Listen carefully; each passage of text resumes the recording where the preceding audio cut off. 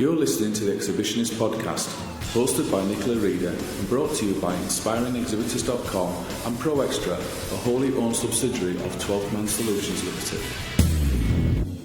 Hi there and welcome to episode 29 of the Exhibitionist podcast. I'm your host Nicola Reader, and as always, thank you so much for tuning in. No big long intro from me on this episode. We are going straight over to our guests, and this week it's coming to you from Event Tech Live, where we took a number of exhibitors from across the show floor and asked them their thoughts on what their products and services are, how they're helping exhibitors, and what's new and interesting in the world of event tech. One thing we will say is obviously we recorded this live at the show, so there is a little bit of background noise, but that's live events for you. But hopefully you'll get some great insight on everything that's new and exciting in event tech. So over to our guests. My name's Rob Murdoch and I work for Exposure Analytics. So tell me about how your product or service helps exhibitors and event organisers have better events.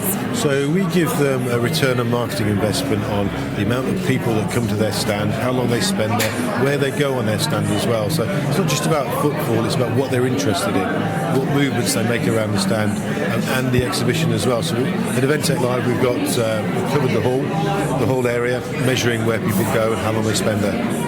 Brilliant. And we're at Event Tech Live at the moment. There's lots of different pieces of tech around. What's the most exciting evolution in tech that you're seeing? I'm a biased person, so we've introduced some stereoscopic cameras for measuring engagement and dwell time and also capacity within areas.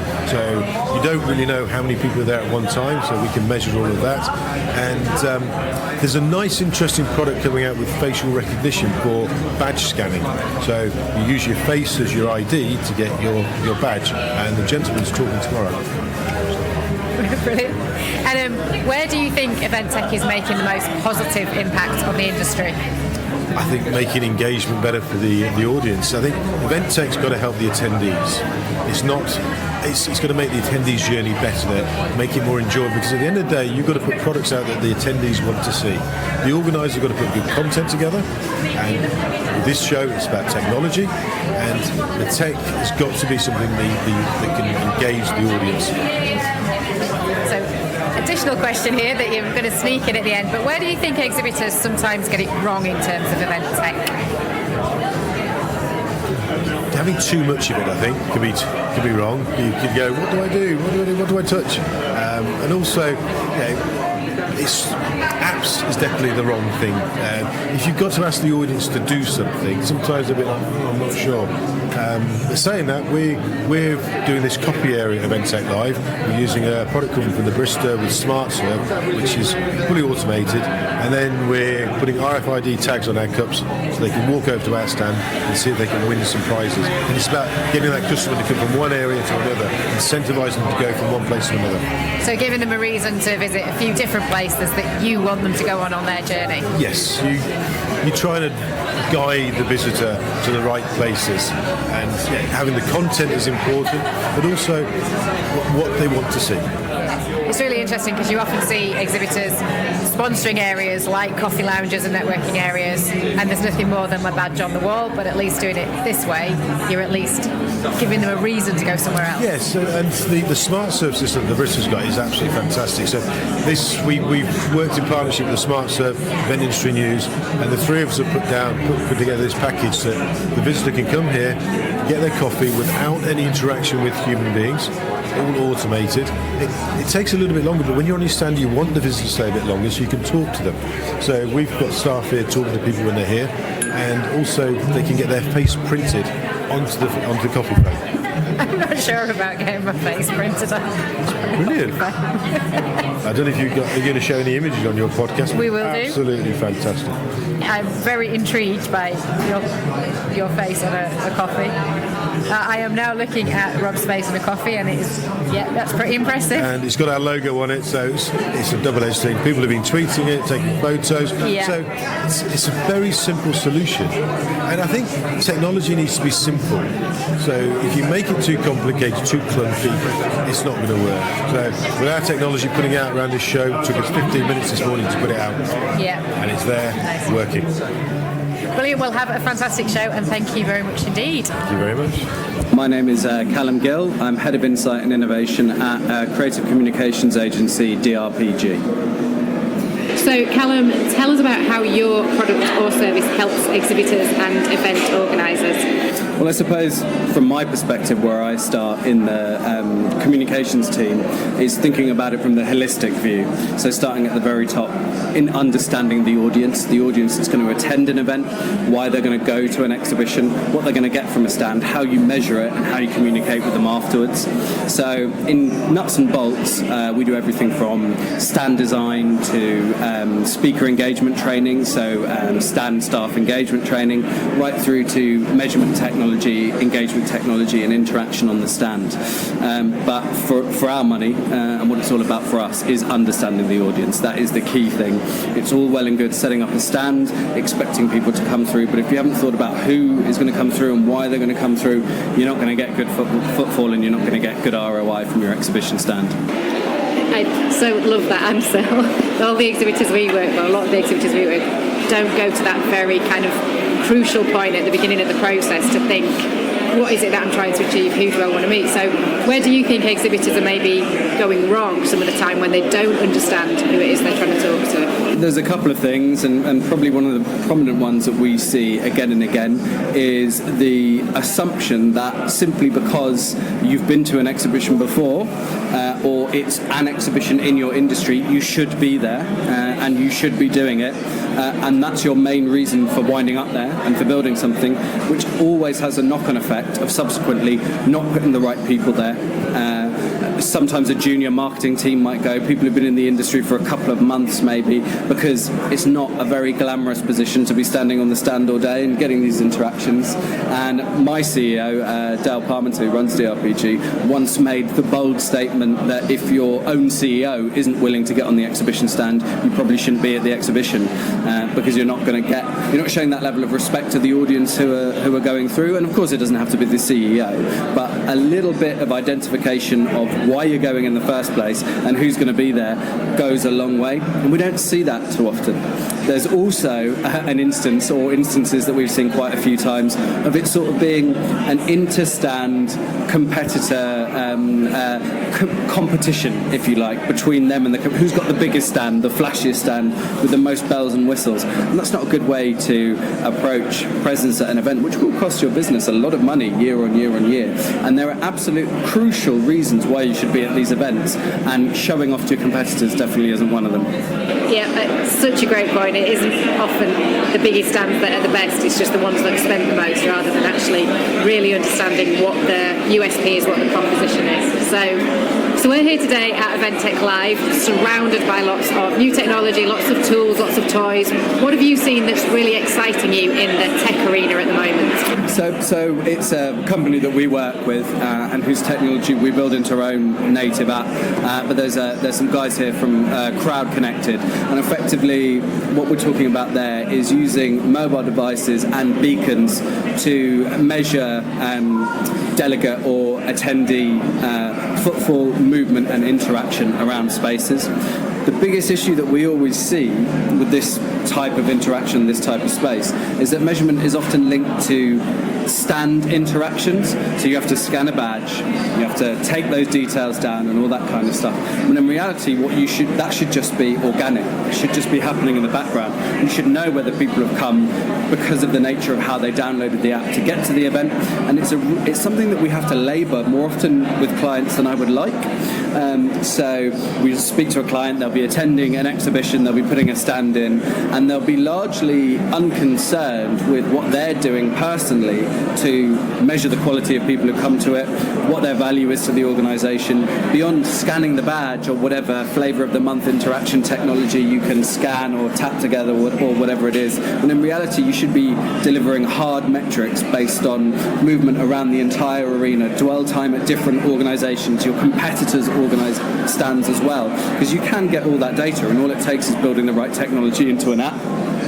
In terms of the future, what we're going to start to see more and more of, and I actually just did a talk about this, is virtual delegates attending exhibitions. And I'm not talking about roving iPads on screens and segways or anything like that. I'm talking about them being physically elsewhere and you being able to view and see them through mixed reality or virtual reality devices, and then having similar experiences to you. And this is only going to increase as technologies like Microsoft HoloLens with their holoportation suite, and more commercially Facebook Spaces, where you get cartoonish avatars of yourself that can be viewed in AR, start to become more prominent in wider society. They're going to start to be seen as must-haves in exhibition spaces. So that's people at events that aren't really at events. Exactly right, yeah.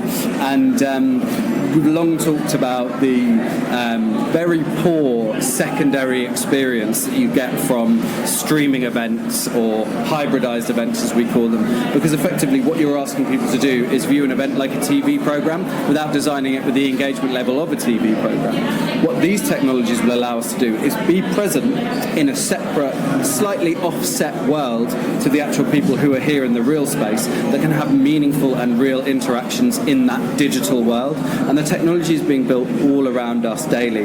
There are systems already at the moment that are mapping in augmented reality entire city systems, including hotels, so you can hold your phone up over hotel windows, tap the window on your phone, see inside the room, see whether it's free, see whether it's available. This type of technology is growing daily and will bleed into this space. So people will expect to be able to come into an exhibition and hold up their phone and have an augmented reality interaction with your stand, and they'll also expect to be able to be there virtually. Say if they're in South Africa and Event Tech Live's happening in London, they might want to be here, and they'll expect to have that next level of virtual interaction, not just through a screen, which becomes very boring very quickly. So back in today's world, what would be the one piece of tech that you would say exhibitors must invest in for a great exhibition? I would say at the moment people need to get their augmented reality strategies in order today, because the technology exists today and is being used on a massive scale today. In fact, if you go into any shop or supermarket, you can hold your phone over a pack of sausages and you'll find out whether it's cheaper in Tesco's, Sainsbury's or Asda, whatever it is, whatever shop that you're comparing it to. People now, very soon, we're talking less than a year, will expect to come to exhibitions and simply be able to hold their phone over your stand and interact with it through their own devices. We're seeing a lot of people build AR interactions that are on stand. So you hold up an iPad or a device that's given to you by the stand staff to do something with, and that's fine, but eventually, and very soon, we're going to get to the point that people are just going to expect to be able to do that with their own phones, with their own devices. It doesn't cost a lot to invest in it now, and the things that you can do with it really are magical, and they really do up the engagement level. And going right back to the beginning of our conversation where we talked about your CEO being present at the event, he could be there via augmented reality, and he could even be there live via augmented reality at certain points. So get that strategy in order today would be my best piece of advice. Brilliant. Thank you very much indeed. Very welcome. So my name's Chris Wixon, I'm one of the co-founders of Accrue, and earlier this year we were acquired by a US marketing technology company called Integrate. So I'm now the general manager for the event solution within Integrate. So Accrue is an event lead management solution, which effectively means we've built a universal solution for lead capture for the exhibitor. So the way we're different to your traditional scanners and apps and business cards is we think that creates a lot of headaches for exhibitors, because the reality is if you're a company that does lots of shows, at every single show you go to you have to use a different system for lead capture, which is the primary reason you're there. And the output of those systems is always invariably a spreadsheet at best. No one often can remember who spoke to who or what the context of the conversation was. There's always long delays in getting those spreadsheets back into the systems to follow up. So we've basically been solving that problem. So we provide a universal solution that's used on the exhibitor's own devices, completely customized for them, integrated back into their marketing CRM systems. So really streamline that whole lead capture process from end to end. And that's what we do. Absolutely, I say this all the time. If our listeners could see me now, I am nodding my head in agreement, and it is that lead capture that is absolutely essential for exhibitors. Absolutely, and it is archaic. Unfortunately, like 2019, I was at a show last week where we were exhibiting, and we were given 2 bricks which were scanners, and there was a bit of paper next to them saying, we'll do our best to get the leads back to you in 3 days, but we can't guarantee it. It said, we can't guarantee the scanner will work, and if it doesn't, it's not our fault. And if you lose it, you've got to pay us £500. And this is 2019, and that was a marketing technology event. And that's not too dissimilar to a lot of the shows today. It's just the status quo. People rent scanners, or even with some of the nice event apps where it is a good mobile experience. The challenge is still, it's for that one show. So I've still got to go in somewhere and download a spreadsheet of data and try and piece it together and get it back into my systems. So in terms of a crew, what's the sort of information that exhibitors can get back out of the system that would be useful for them? So the crucial bit with the crew is the qualifying questions. So once you capture the contact details, so whether that's scanning a badge, and we can integrate with the event system, so we can retrieve the contact details. We can scan and transcribe business cards, so that's kind of the contact side. And then the important stuff is the qualifying information. So, what are they there for? Are they what profile? What products are they interested in? Can I get their consent and be in charge of my own compliance and opt-in in the app? So the customer configures all of that themselves, and that is mapped back into their marketing and CRM systems in real time. So they don't have to stare at spreadsheets the day after the event or chase sales reps for business cards. Those leads have already been routed to the right place and ready for follow-up. So a hot lead that's qualified and is ready to go, sales reps ringing them the next day. Hey, I know you spoke to my colleague at the show and this is what you spoke about, let's talk. The cold leads who just browsing, that's okay, you can just put them into marketing and send them a marketing type email. So it's a much more intelligent approach to lead capture. Sounds brilliant. So in terms of how exhibitors can actually access a crew, do they have to do it through their event management company, or could a single exhibitor just come to you and use your platform? Yeah, very much the latter. So we purely sell to end user exhibitors, mainly mid-market and enterprise type companies who are doing lots of events where they want to bring their own solution in-house. So that's how it's sold in, rather than through the organiser. So it's more like our customers take our product to their shows, and then we're able to plug, in most cases, our system into the event system, so they can still scan a badge to retrieve the attendees' details. So does an exhibitor have to have their own CRM system? I'm thinking some smaller exhibitors might not be big enough to have that. Our dashboards can act as a form of a event CRM, because all the leads do sync back there, and then you can always download it as a spreadsheet CSV if there is no CRM. Ideally, we do integrate into their marketing automation and CRM systems though. So as I say, most of our customers are generally on the larger organisations who are doing lots of events. So anybody out there listening will know that we are absolute evangelists for lead capture, and we think it's at the heart of everything that exhibitors do. So it's fantastic to talk to you, who is putting the exhibitor really at the heart of that rather than the event management company. Is really what been my big bugbear with the events industry over the last few years, is that I don't think organisers place exhibitors first. I think exhibitors are often despite being the paying customer, are often forced to use systems, to use tools. I wrote a blog about this recently. A senior global events director tell me she feels like she's held to ransom at every event she does, because she pays 50, 100k to exhibit, and then 2 weeks before she has to pay some more money to rent scanners or access the app for the very reason she's exhibiting. So we're trying to change that, because I think it feels the wrong way around to me. So I think it's really interesting. We have spoken to a couple of event management software or lead capture companies today, and it's great that they can talk to us about everything that they're doing on behalf of an event manager, but they've actually asked us for a little bit of feedback around what do exhibitors really need and want out of lead capture, and asked us to help them get inside the heads of exhibitors. It's not always something that we see from those software companies. We're coming at it from the other way. We've always built the products through the lens of the exhibitor, the B2B marketer, rather than for the organiser, which has meant we've kind of collided a little bit with the industry a few times, but ultimately I think the paying customer, the exhibitor, is the one with power, so they should it should improve for them. Yeah, and I think there'll always be a place for a range of solutions in lead capture. There'll be people who are looking for a very robust platform like yours, where they've got a plan and the resource to follow up in a more sophisticated way. There'll be some exhibitors where a scanner from the event manager is perfectly fine for everything they need. So it's good that there's a place for all of the providers in the marketplace. If you're a company that only does 2 or 3 shows a year and you're happy with just downloading a spreadsheet afterwards, then great, that's absolutely fine. But as I say, for the companies who view events as a really key part of a broader set of channels and activity, and are doing sophisticated things with lead data anyway, their marketing automation, CRM, this is where we're really solving for. So obviously you're involved in the lead capture and data generation side of exhibitions and events, but what else are you seeing coming through in event tech that you're really excited about?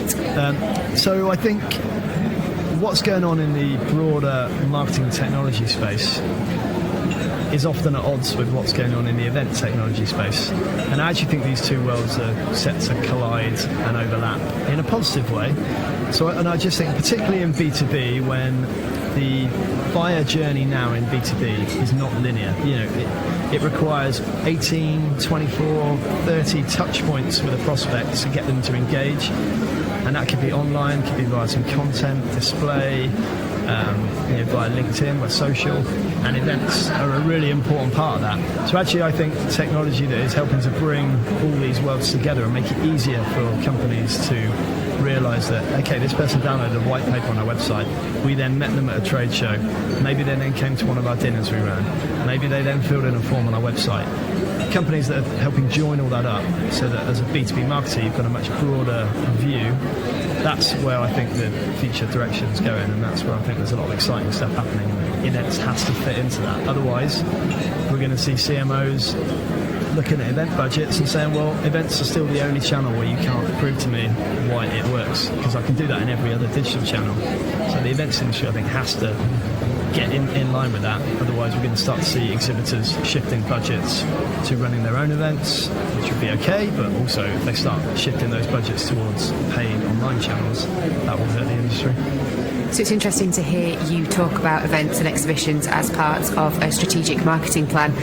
We have clients we work with where an event happens or an exhibition outside of anything else that they're doing in terms of marketing, and we try and advise them that really a client or a customer of theirs, it shouldn't be the first time they contact them at an event. It's just an extension of other pieces of marketing, communication and content that they'll already have seen from an organisation. Well, we're working on some developments at the moment, particularly with 5G coming, improving Wi-Fi connections, being able to surface a lot of that information in real time. So I scan your badge at a show, I can instantly look up you as a person and an account in my CRM and databases. Maybe we already know you. Maybe you're a live prospect who's just come in and almost close to signing the contract. I should know that as a sales rep. Or you're an existing customer. I want to know that. Whereas today it's very one way. There's no ability to look up. So that's some of the things we're kind of working on to try and join up those campaigns. And just finally, where do you think tech is having the most positive impact on our industry? Well, I guess a decade ago, or maybe longer now, people predicted that virtual events and things like that would start to eat into the live events industry, and thankfully for all of us that is not the case. It's gone the other way, and I think technology now is just making events better and more powerful. I do think there is arguably there's obviously a lot of event tech now, and it's a bit like the marketing technology space where there's thousands of vendors now, and it's getting harder for companies to realise what they should be using and where and what the best use case of it. So I think as things settle down in the next few years, there might be some consolidation, but ultimately I think events with a great tech base make it much easier for people to connect, networking to take place, people to join up those conversations. So I think ultimately technology is only improving events. Yeah, so we shouldn't be talking about how tech replaces face-to-face conversations or events in any way. It's about how tech can enhance those and build on them and make them more powerful. It's not about one or the other or tech replacing anything we're doing in the live events and face-to-face area. So Chris, it's been fantastic talking to you. Thank you for your time. What is your website address? Where can people find you?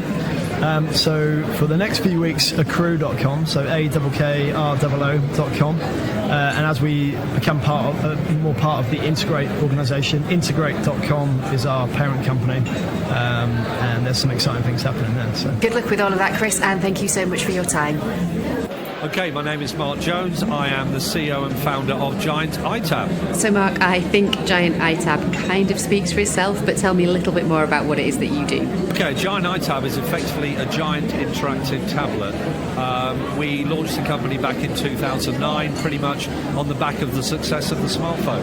And we realised that the iPad and the iPhone were going to be fundamentally life-changing in terms of the individual and in terms of B2B and business and B2C. And I was working for a large touchscreen manufacturer at the time, doing large format touchscreens, and I had a eureka moment at a trade show where half of the people were looking at touchscreens and the other half were on their phone, and sort of decided if I could amalgamate the two into one combined solution, then we could have a winning formula, and that's proven to be the case. So it basically is everything that your smartphone does, but 100 times bigger than your smartphone. Exactly right. It's 100 times bigger or thereabouts, depending on the size of the unit. But yeah, the idea is what we do is we use our large format touchscreen configured to look and feel as a smartphone to magnify a brand experience, to magnify an event experience, and to more importantly magnify the mobile experience. So we work with people like ABN AMRO in Holland who use our touchscreens to train their staff and customers and migrate them to mobile banking. So by providing a giant smartphone, they're able to turn that single user into a group experience and turn it into an exhibition where you can attract people onto your stand and you can present to a group of people in one time, or in a retail branch of a bank where you want to show people how to use mobile banking, or indeed a retail store like Harrods where you want people to go on the website and look at the portfolio of products available. But, a point of interaction, a point of engagement. We all live in a very busy, cluttered world. We're bombarded with messages in left, right and centre. So to have a device that people can see, are familiar with, are comfortable with, they already know how to use, is a real winning formula in terms of getting people to interact and engage with your brand. So this week at Event Tech Live, we have seen the Giant iTab all over the show floor, and it's been really, really useful for things like looking at floor plans and finding those bits of information that you need. So really useful for all visitors here. But what else is there across the show floor that has caught your eye and is getting you excited this week? I think, one of the overriding thoughts that I see and read about as trying to position our company as thought leaders is that there is an enormous growth in audio-visual technology. And I was reading a report only last week talking about in the next 5 years, every single company, every single person, whether it be a school or a charity or an individual, will be involved in audio-visual technology, both on a personal level and a business level. I think they were saying that audio-visual technology is going to be one of the highest growth sectors over the next 5 years in the world. And the second to that is the events industry. Because in spite of the power of technology and the ability to do a remote conferencing with someone in, for instance, we had a remote conference call with one of our partners in Chicago last night. We were also with them in Los Angeles the week before on a face-to-face meeting, because people want to do business with people. I'm very much old school. I like to shake someone's hands. I like to look at the whites of their eyes. I like to see their reaction when I tell them something that I feel is important. And I think that human element is coming to the fore even more. As technology is driving us to become more insular, there's a need for events to create that interaction, that point of engagement on a personal level and on a one-to-one humanistic level. And I think that is such a crucial point when we're thinking about exhibitors and things that we're seeing on the show floor this week, and it's all about enhancing what you're doing to face-to-face and building on those relationships rather than replacing anything. Oh, absolutely. I'm delighted to hear you say that. Yeah.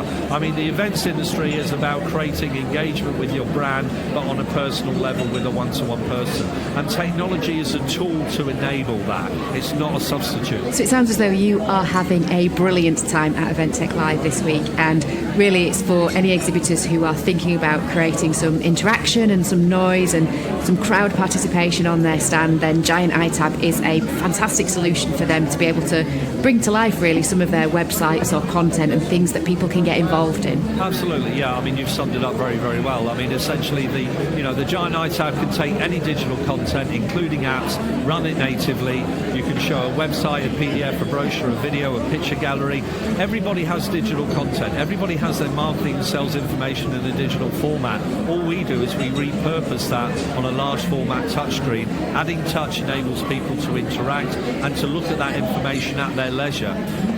There's quite a few adages going around, one of which at the moment is, people, I was at the airport the other day watching people going up to the screens and touching them, and if it's not touched, they think it's broken, because everybody's expecting it to be touched now. People want to engage and interact. And having that smartphone look and feel is so important to overcome that fear factor that people do genuinely have with technology. It's very easy to adopt, it's very easy to put out there for people to come and have a look at, and that simplicity, that familiarity, and as you say already, people already know how to use it. It just enables you to use a technology tool that's very simple to deploy, that's going to have a real benefit and a real positive impact on your exhibition stand. You spend so much money on an exhibition space, go that extra mile, think about that, what else you can do to make your stand out from your neighbours, to get that footfall traffic not to walk past but to stop and come over to your stand. And when they are on your stand, a point of engagement where you can actually share with them all the delightful information and your love of your brand and your product in a very charismatic and very familiar way that people will absorb very easily. So thank you so much for your time, Mark. We are really excited about Giant iTab and definitely think it's something worth exhibitors checking out to have a look at how it can enhance the content that they're sharing on their exhibition stand. So thank you for your time, Mark. Oh, thank you so much. I mean, our website is there for everyone to come and see, www.giantitab.com, and there's plenty of case studies, pictures, galleries, and lots of things to look and see. So thank you very much for your time. Yeah, so my name's Leslie Robertson, and our organisation's Open Audience. So Leslie, tell me a bit more about Open Audience and how it is helping engage with visitors for a better experience at live events. Right. Well, as Open Audience, we badge ourselves as audience engagement consultants, and we build and design, I think, disruptive digital technology to influence the outcome and the measures within events. To really chart the delegate journey. So tell me, from a visitor experience, what does that actually look like? Right, so I think we look at it from two perspectives. One is we're always trying to solve the problem that the event organisers have in the room, in the sense of what they're trying to measure, understand, and what do they think engagement looks like. And then we're also trying to walk in the delegate's shoes in terms of what would good look like from their perspective, what would cause them to get value out of the event, and why would they come back, and why would they recommend the event to their friends. And what do you think value looks like for a delegate? It's how long's a piece of string? You've got 200 delegates, you've almost got to get into the psyche of 200 delegates. They've all got different profiles, different experiences, been there, seen it, got the t-shirt, newbies, oldies, excited, etc., etc. And so to have a platform that allows people to really express their views in whatever language, our big experiences in multilingual events, to allow people to have a voice and it be heard by the organisers, even if it's just letting the organisers hear your voice, that is a win for a lot of delegates. So you've been telling us you've had a fantastic time at Event Tech Live, having some great conversations. But what's the bit of tech that's getting you really excited at the moment? Yeah, well, I mean, this is interesting. This is our third year at Event Tech Live, and we've gone from a knockoff stand at the first one a week before to try it out, through to like a proper stand build this time. And interestingly, the technology I like is a technology I discovered last year, where I've been trying to talk to clients about the value it brings. It's all about holographic presentations. So I'm running an event next year where I'm genuinely going to try it. So if you imagine you're like, I don't know, the 3 degrees on stage, you might have 2 in the room and one who's a hologram coming in from the side. And just the way that can create and change an event. I was chatting to the guy about working, I do a lot of healthcare events, to be able to bring a patient on stage, whether it's their doctor or their specialist, they might be from 2 different countries in the world, but to bring them to a conference or a congress on stage to interact in real time, from a sustainability perspective and a carbon footprint, that's brilliant. But to be able to demonstrate that you can change and improve the quality of events in that way, I think it's just really cool. And if it's cool, then it's probably good value. And I just want to do it, and I might even have a go at doing it at one of the conferences we're running next year, and I might even do it on stage. It sounds brilliant, and you're the second person to talk to us today about holograms and augmented reality, and how actually for exhibitors they can start to have a CEO on the stand as a hologram who can't be there in person, and it's really starting to change the concepts and the ideas about what's possible for exhibitors at exhibitions and events. Well, it can't be a gimmick, so there has to be some real value. We ran a whole congress a couple of weeks ago where it was a healthcare conference, it was hip and knee surgeons. And the guy they wanted his keynote was Nadal, the tennis player, but he was in another country because his surgeon was hosting the meeting. In the end, they got the U2 drummer because his leg and knees and hips had been rebuilt. But had we had the hologram, we could have literally brought Nadal to the event. It was in Madrid. It would have been more relevant and more current because it's a Spanish tennis player. And had I known and remembered about this technology, that's something we could have experimented with. It's so exciting. So where do you think, Leslie, that tech is having the biggest, most positive impact on our industry? For me and what we do, it's about measuring the behavioural outcomes. It's about measuring the insight and tracking the delegate journey. So I think people have it's kind of like a transition where there's still a lot of people which is, well, let's just take Q&A and ask a few polls. But if you can really truly measure the value of an event from what did you know a month out, what do you think about, what's your expectations, what would be helpful to learn, and actually be able to track that through the delegate journey and extend it beyond the event, and use technology in a way where you may be disrupting the way that events are run. And I think we've got a lot of very good examples where the agenda in the afternoon of a meeting has changed because of the interactivity in the morning. So if you can work with an organisation and a team who have got flexibility of thought and mind and approach, where they're willing to go with where the audience wants to go, then that disruptive piece is the thing that I think adds most value to an event.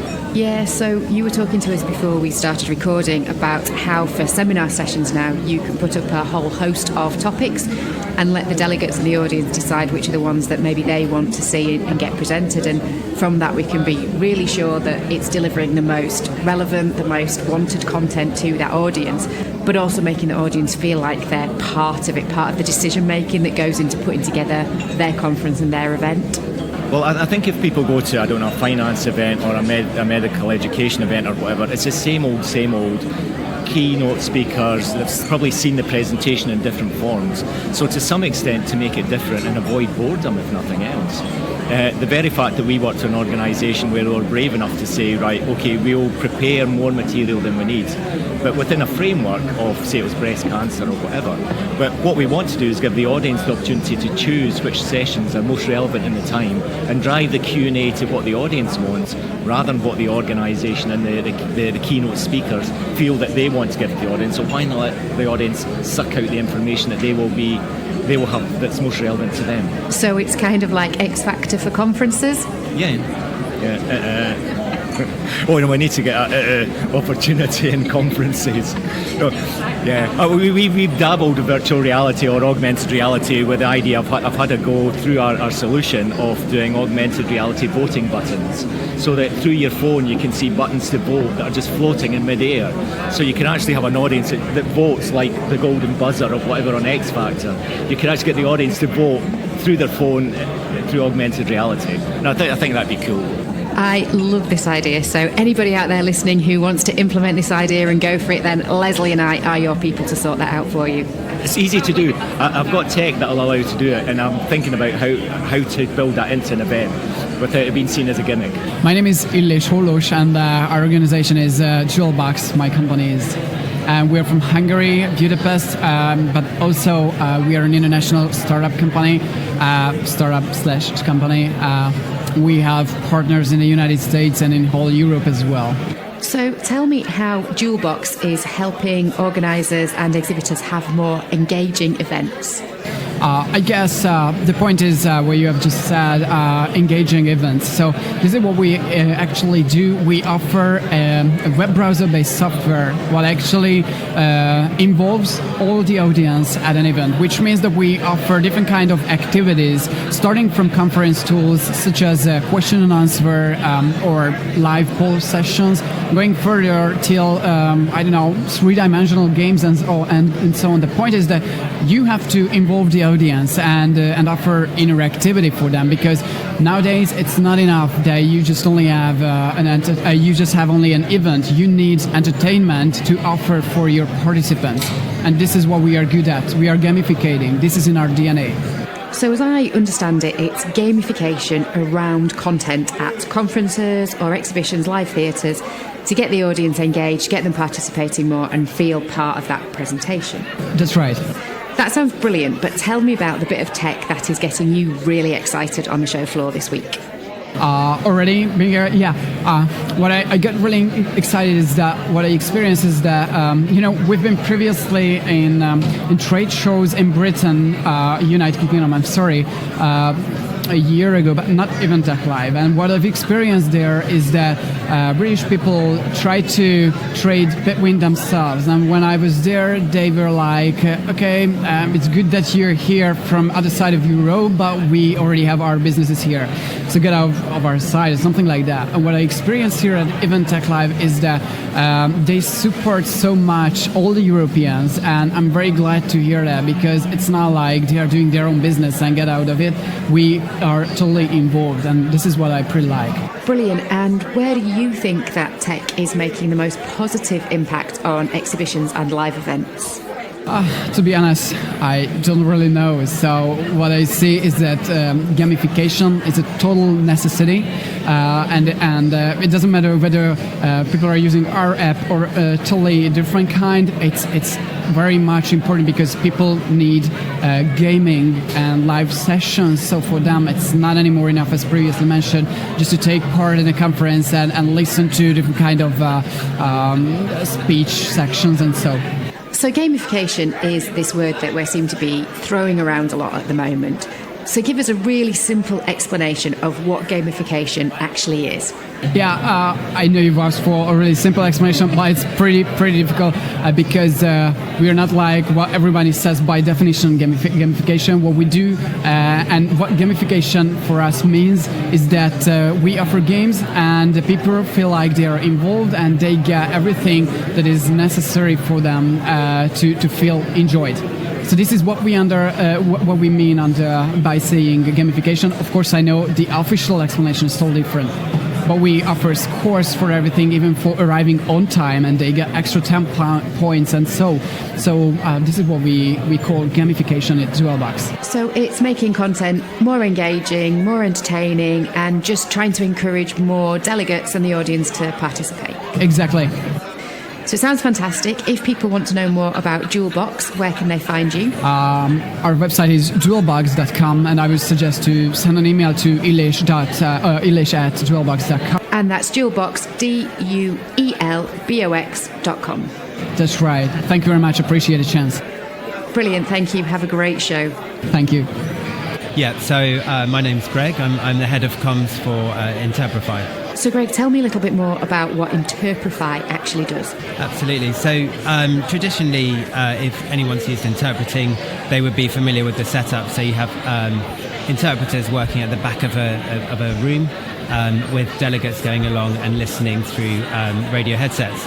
Interprify is a cloud-based platform, so essentially the interpreters can be based anywhere. And that means for event planners, massive cost savings because they don't need to hire the booths and the specialist AV equipment, nor do they need to fly in interpreters and pay for their accommodation. And it also removes the admin and complexity of an event. And we see that particularly when it's scaled up to larger events with breakout sessions and so on.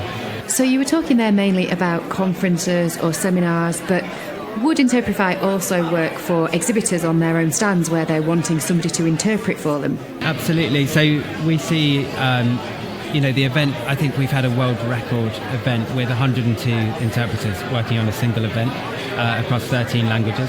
but our platform's also been used in much smaller scenarios. So it could be a business negotiation, a board meeting, online meetings, and indeed exhibitions and even tour guides. And how many languages or interpreters do you have access to?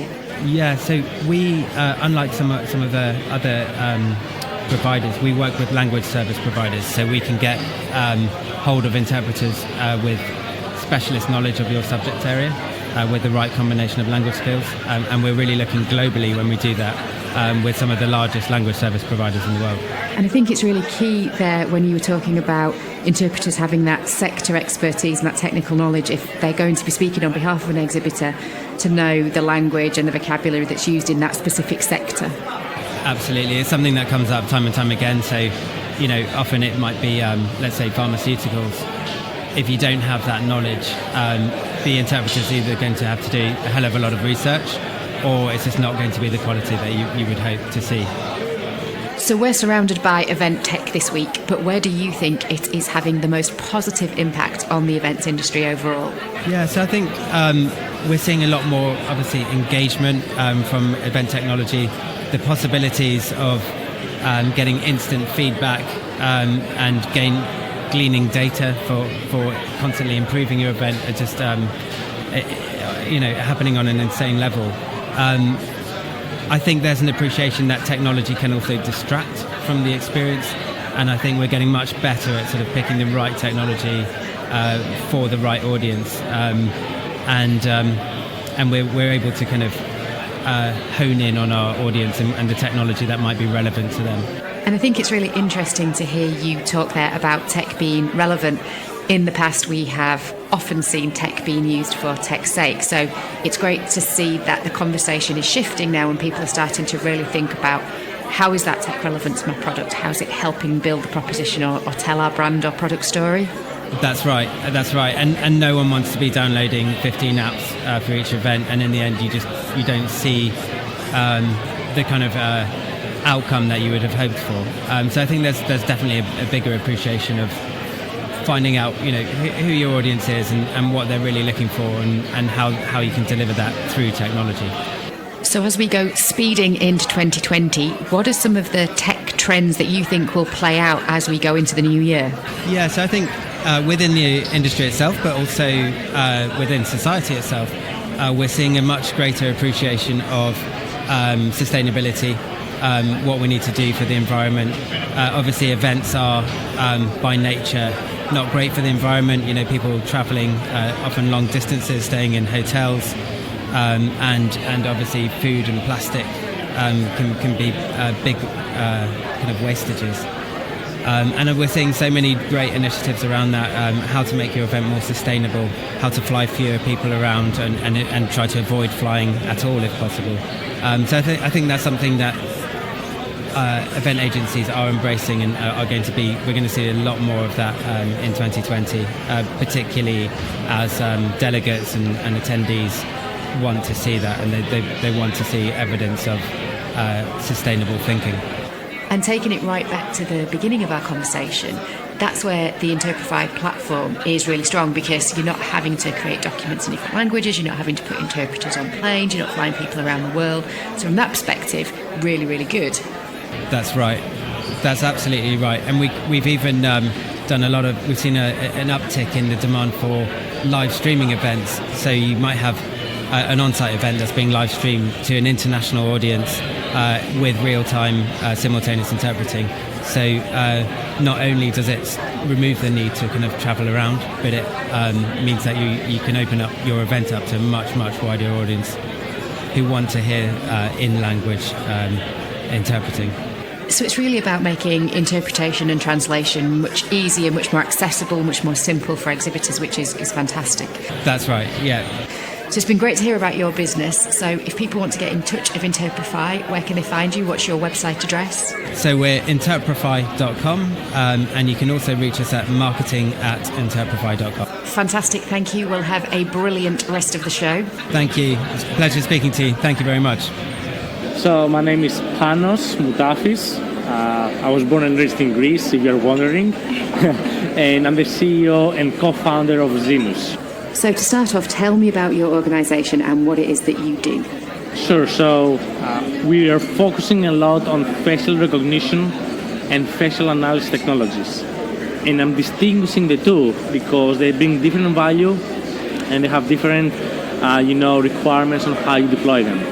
So facial recognition allows you to identify a person from a database of faces, whereas facial analysis allows you to detect a face and then you can extract some information about it. For example, you can tell about how they are feeling by analyzing their micro expressions. You can get an idea about their gender, age group, and so forth. So facial recognition, facial analysis, two different things. So tell me which one of those is now starting to be used in exhibitions? Both. They're both being used in different ways. I can start from the facial recognition first.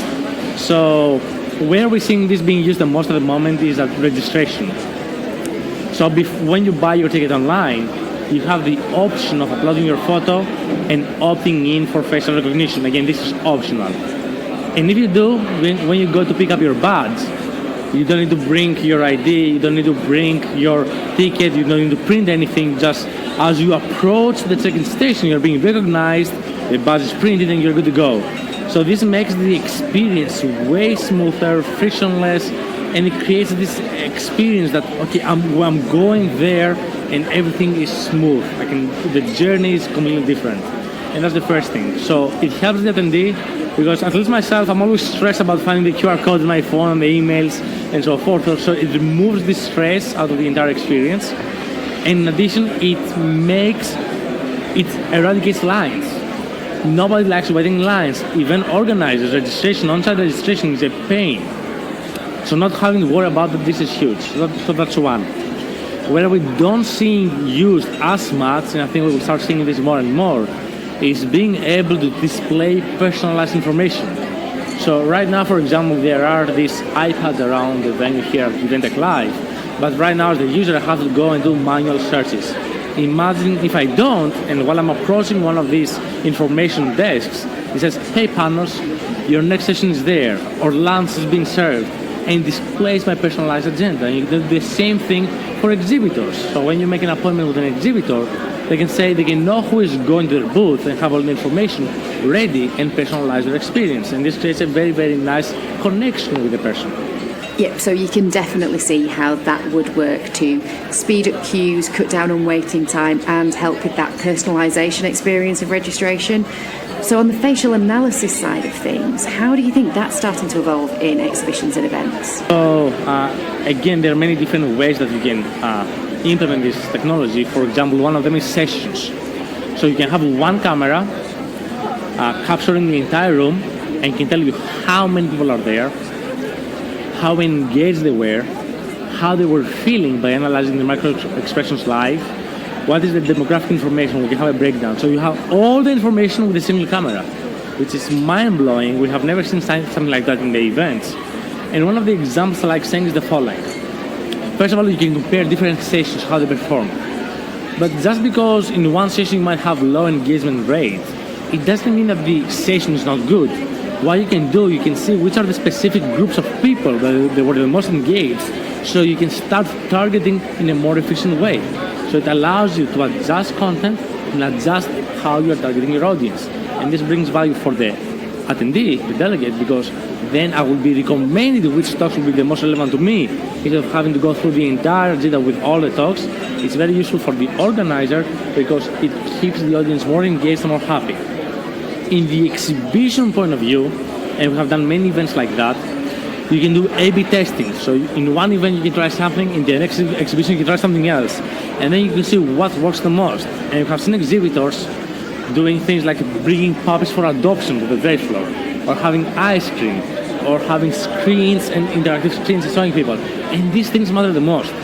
The engagement score, when an exhibitor has an activation which associates their brand with higher costs, is almost always twice as high as everything else. So giving out stuff is not as engaging as being able to associate your brand with something that speaks to people. And unless you have the technology, you will never be able to tell. How can you tell what was the average smile? How was the average stay? You cannot tell otherwise.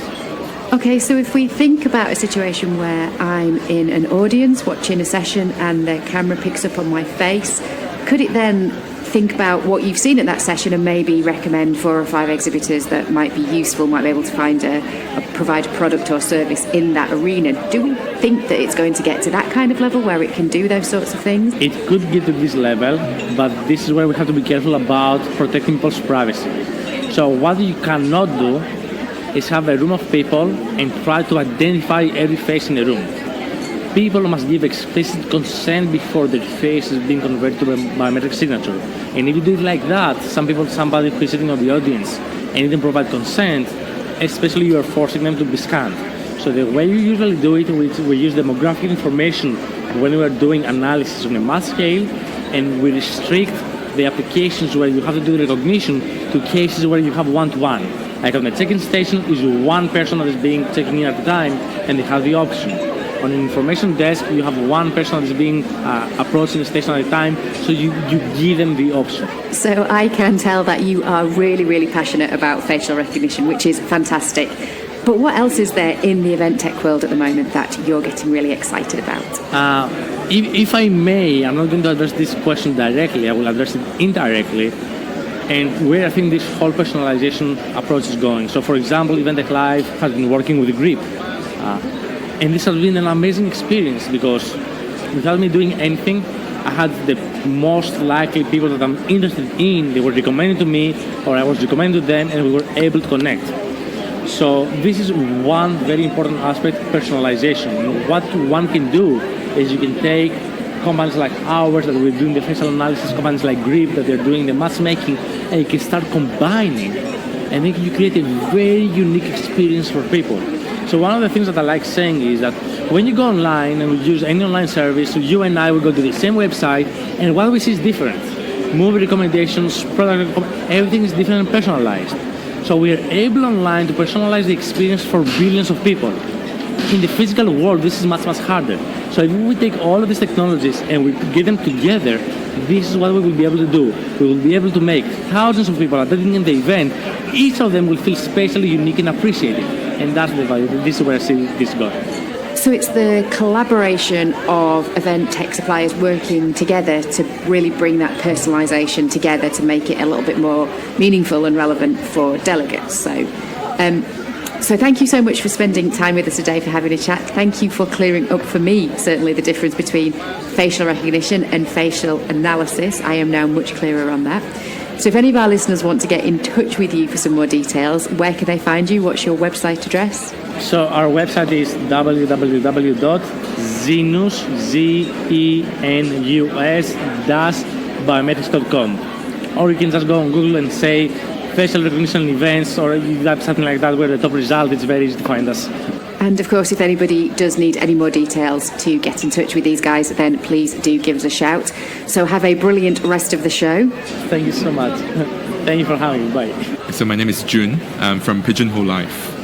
So June, let's start if you can tell us exactly what Pigeonhole Live does. So Pigeonhole Live is an interactive audience engagement software where you can use it for interactive Q&A, polling, quizzes, and surveys for your meetings, ranging from really small meetings all the way to conferences.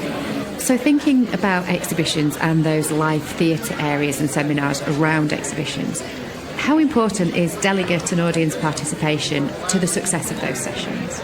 Yeah, that's a really good question, because a lot of the exhibitions nowadays, they are somewhat intertwined with spots where you have conferences or tracks going on where a lot of contents are being shared by the speakers, and that's where we really play a part in driving conversations about the industry of that exhibition.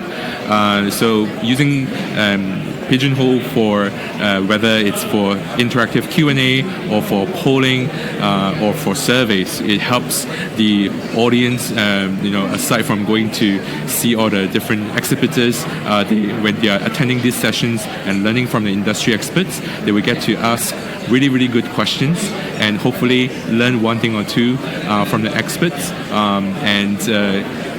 Tools like Pigeonhole would help to drive that conversation on stage with by crowdsourcing the questions, crowdsourcing the opinions, and ultimately,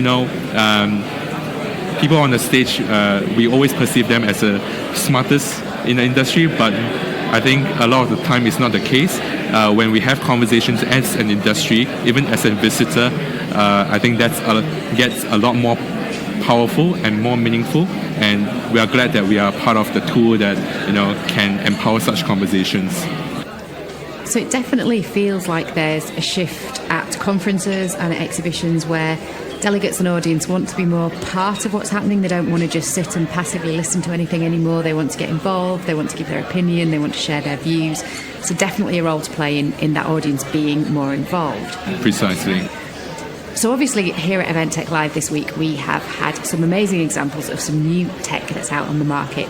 But what's getting you really excited in the arena of event tech at the moment? I think looking at different booths and also across different events that we have been to, I think a lot of the tech are getting a lot more human. In the past, we might be designing tools that are cool, but a lot of the things that I see today are a lot more human when it comes to the UI and UX of the tool, whether it comes to software or hardware. It's all about building a tool that people would use it in the most human way possible, and that's where the real value would come in. And I'm really excited about the shift in the thinking when it comes to designing tools like that. So when you're talking about things being more human, is it that you mean they're becoming more intuitive, more easy for all of us to use, so we could all get involved rather than them just being tools that do the job but that can be a little bit clunky and a bit hard to use? Yeah, so like right now, if 5 years ago we were to say that we are going to use a networking tool to do business matching before the exhibition even starts, people would think it wouldn't work because this is just not how we approach conversations. I would like to be there in person, shake the hands, look in each other's eyes, and we have a connection. But right now, in this day and age, I think it's about the timing of how technology has really permeates the everyday everyday life of the event professionals, and becomes so natural for us to want to look out for such tools and really build meaningful relationships at the exhibitions. And the tools that we are seeing today is going to pave our way in a similar fashion for the next stage of exhibitions that we're going to see in the next few years.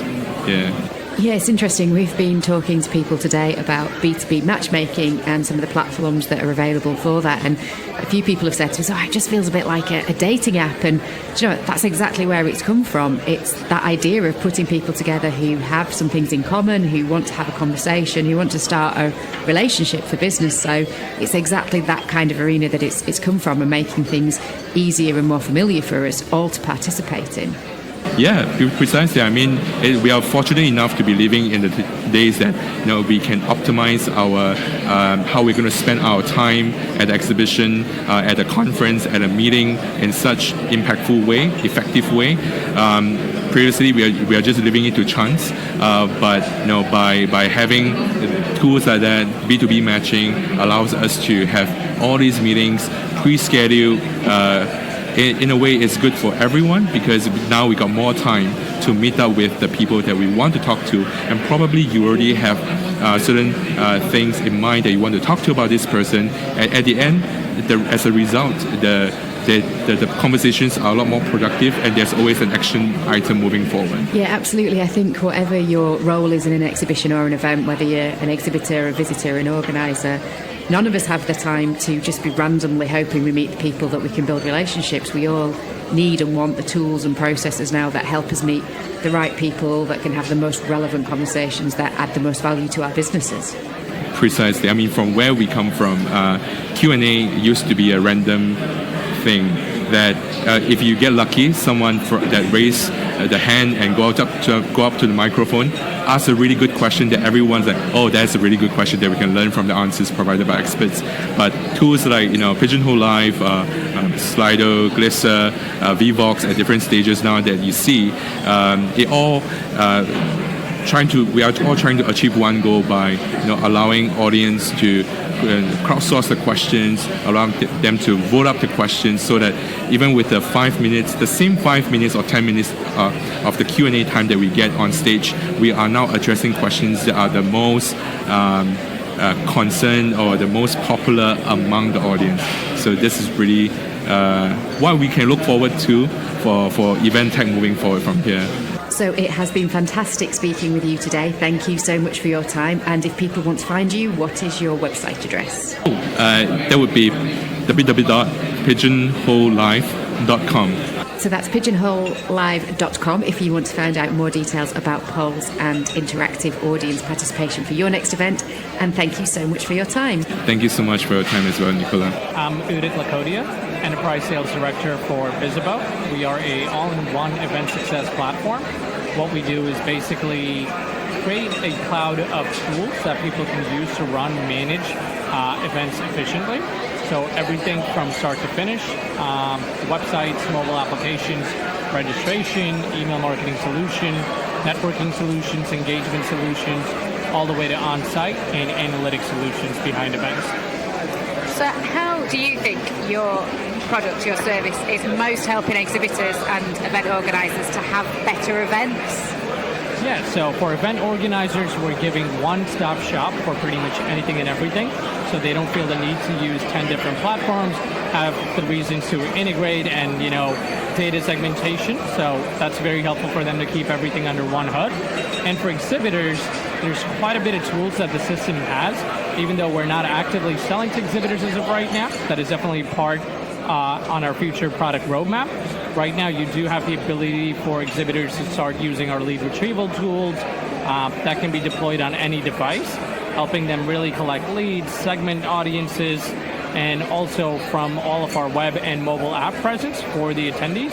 There's quite a bit of stops for exhibitors to be published, and we can measure all the click-throughs behind that and understand what the exposure was for a specific exhibitor at a specific event.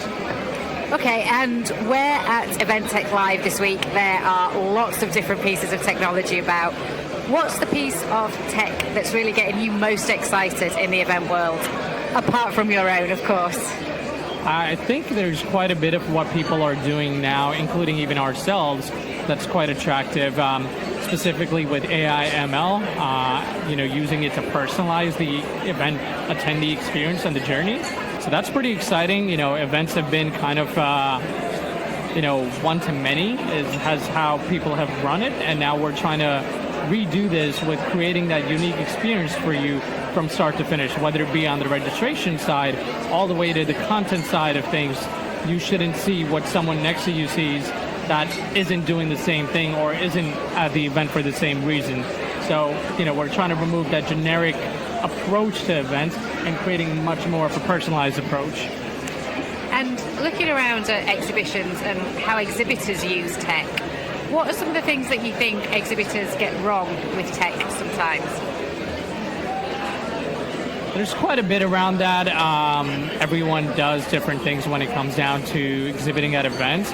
I think how people run and manage their booths, it's always focused on just capturing leads and taking something back home.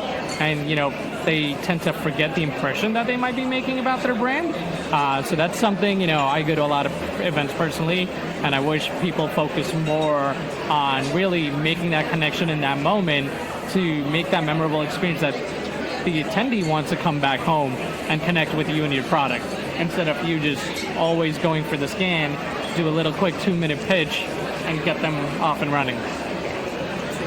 And what do you think is the biggest problem that your product, your service solves for event organisers? So for event organizers, really the one-stop shop is a big part of it, but we are a very data-oriented platform. So at every step of the interaction, whether it be from a registration, the mobile app, the attendee experience products, or the attendee engagement products, we're capturing quite a bit of data, and now we're doing it across a portfolio of events. So if you're an organization that runs 10 to 15 different events, and someone like myself comes to a few of those, how I interacted with you throughout all of those different events can be brought under one hood so you can understand what's more important to me, and then finally connect that with the personalization aspect when you do your 5th event that I might be interested in. So that's fantastic for visitors and feeling like they don't have to keep putting in the same sorts of information, that they're getting details that are relevant from the event organizer. It's all coming back to that, making that visitor feel like they're more than just a number to an event organizer. Exactly. Brilliant. Well, have a fantastic time. Good luck at the awards ceremony tonight. We hope you're a winner, and thank you for taking the time to talk to us today. Thank you so much. Appreciate your time.